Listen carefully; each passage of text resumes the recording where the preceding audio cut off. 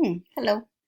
Just a little follow-up from today's lecture. I did want to pull together these three maps, and the years are going to be slightly different. It's very difficult to get data all in one year, and data is always behind because it's very difficult to collect huge amounts of data like this and to process it. But these are three maps that I felt good. I believe they were on a CDC site.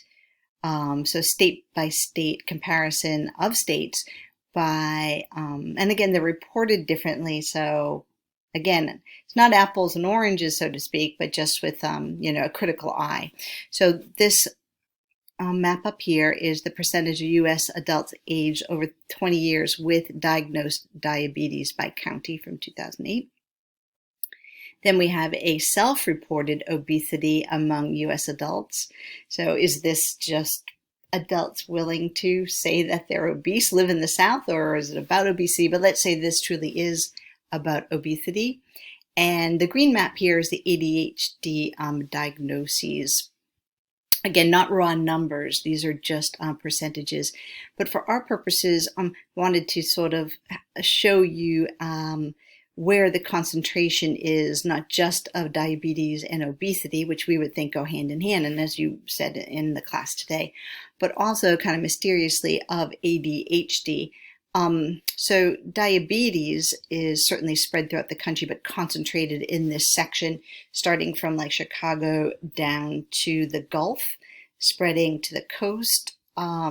And basically this Mississippi being a dividing line across all of the maps, I think we could agree. Not perfection, but really the Mississippi is a dividing line, where with ADHD you all but lose your diagnoses of ADHD with children. So I just put it here as a thought piece for you. This is part of the work that we do as students in human development, is to try to have some sense of understanding of the meaning of especially ADHD, I think, but how these problems overlap. Now, ADHD is not a physical problem per se, but again, a cluster of symptoms where, sorry, there's so much life around me. Cluster of symptoms where the other two, obesity and diabetes, have a standard gold bar way of diagnosing what they are. So I'll just leave this for you. I agree with you. It has something to do with education or lack of education. It has something to do with, regional diets in some ways. But what about this diagnosis of ADHD?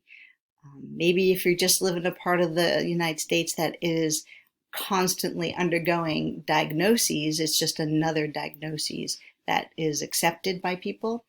Out west, is it less accepted? There is one other map, and I'll try to get it to you at some point, but where it shows the combination of medicine and behavioral treatment. Thank you.